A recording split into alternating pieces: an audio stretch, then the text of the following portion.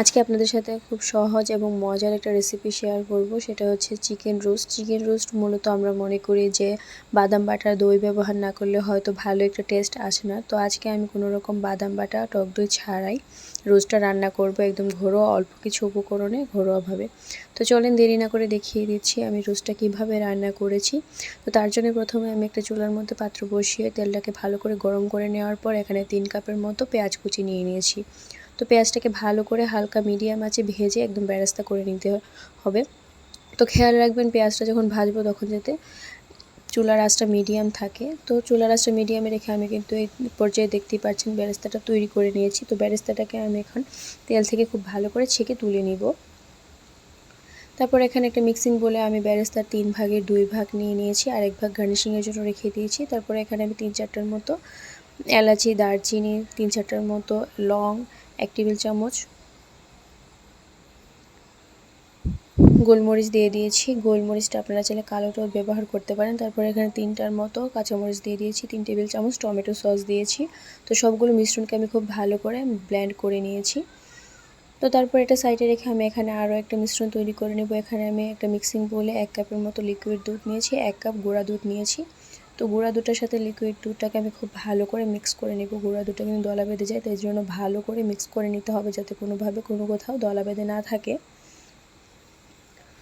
ভালো করে মিক্স করে নেওয়ার পর এখানে আমি 2 টেবিল চামচের মতো ভিনেগার অ্যাড করে দিচ্ছি। ভিনেগারটা আপনারা হাতে কাছে যদি না থাকে তাহলে আপনারা ভিনেগারের বদলে লেবুর রসটাও ব্যবহার করতে পারেন। তো এই মিশ্রণটা তৈরি করার পর একটা সাইডে রেখে আমি একটা মিক্সিং বলে 1 কেজির মতো চিকেন নিয়ে নিচ্ছি এবং সামান্য পরিমাণে লবণ, হলুদের গুঁড়া, মরিচের গুঁড়া দিয়ে খুব ভালোভাবে মাংসটার সাথে মশলাগুলোকে ম্যারিনেট করে নিব।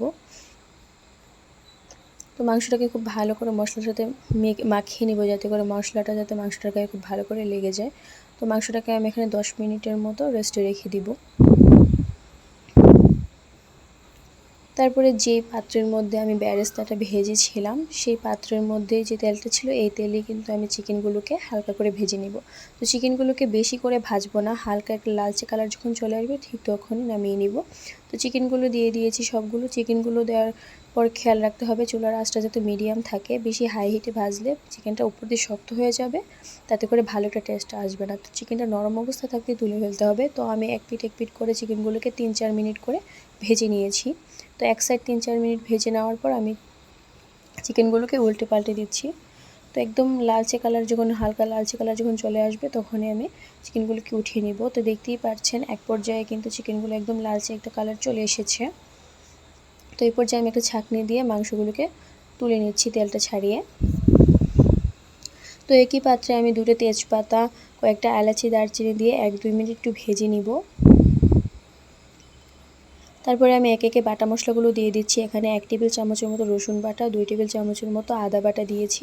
তো বাটা মশলাগুলো দেওয়ার পর একটু ভেজে নেবেন 2-3 মিনিটের মতো। একটু বাটা মশলাগুলো একটু ভেজে নিলে খুব ভালো একটা স্মেল আসে এবং বাটা মশলার যেটা কাঁচা ভাব থাকে সেটাও চলে যায়।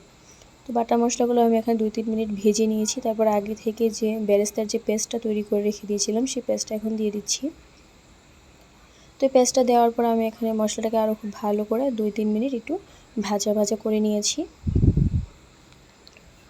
মশলাগুলো যত কষাবেন তত একটা ভালো ফ্লেভার আসবে। তো তারপরে এখানে আমি স্বাদ মতো লবণ দিয়ে দিয়েছি। লবণটা আপনারা স্বাদ মতো দিবেন। তো লবণটা দেওয়ার পর একটু ভেজে তারপরে ভেজে নেওয়ার পর আগে থেকে যে দুধের যে মিশ্রণটা আমি তৈরি করে রেখে দিয়েছিলাম এই পর্যায়ে এই মিশ্রণটাও এখন দিয়ে দিব। তো সবগুলো মশলাকে আমি খুব ভালো করে মিক্স করে নিব, কিছুক্ষণ কষিয়ে নিব ঢাকনা দিয়ে 3-4 মিনিটের মতো সবগুলো মশলাকে আমি একটু কষিয়ে নিব। দেখতে পাচ্ছেন কষানোর পর কিন্তু অনেক একটা বলক চলে এসেছে। তো এই পর্যায়ে আমি আগে থেকে যে চিকেনগুলো ভেজে রেখে দিয়েছিলাম সেই চিকেনগুলো এখন দিয়ে দিব। তো চিকেনটার সাথে খুব ভালো করে মশলাগুলো মিক্স করে কিছুক্ষণ আবার কষিয়ে নিব। এখানে আমি 1 কাপের মতো পানিও অ্যাড করেছিলাম, এটা ক্লিপটা নিতে ভুলে গিয়েছি। তো পানিটা দেওয়ার পর আমি ঢাকনা দিয়ে আরও কিছুক্ষণের জন্য মাংসটাকে কষিয়ে নিচ্ছি।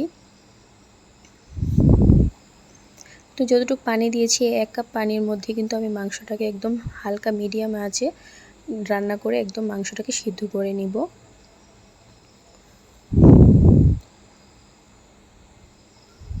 তো উপর দিয়ে কয়েকটা কাঁচামরিচ দিয়ে আবার আমি কিছুক্ষণের জন্য ঢাকনা দিয়ে ঢেকে মাংসটাকে কষিয়ে নিয়েছি। তো এক পর্যায়ে কিন্তু দেখতে পাচ্ছেন মাংসের পানিটা কিন্তু একদম টেনে গিয়েছে এবং উপর দিয়ে কিন্তু এখন তেল ভাসা শুরু করে দিয়েছে। এই পর্যায়ে কিন্তু মাংসটা খুব ভালো করে সিদ্ধ হয়ে গিয়েছে। তো দেখতেই পাচ্ছেন খুব অল্প কিছু উপকরণে কিন্তু আমি একটা মজাদার একটা রোস্ট তৈরি করে ফেললাম। তো আপনারাও কিন্তু একবার হলেও বাড়িতে এটা ট্রাই করে দেখবেন, এটা খেতে ভীষণই মজা। তো আমি সার্ভ করে নিয়েছি উপর দিয়ে, বাকি বেরেস্তাগুলোও দিয়ে দিয়েছি। তো এটার সাথে আপনারা চাইলে পোলাওয়ের সাথে বা সাদা ভাতের সাথেও খেতে পারেন, এটা খেতে ভীষণই মজা। তো আজকের জন্য এতটুকুই। আমার রেসিপিটা ভালো লাগলে পেজটাকে শেয়ার দিয়ে ফলো দিয়ে রাখবেন। তো আজকের জন্য এতটুকু। সবাই ভালো থাকবেন। আসসালামু আলাইকুম।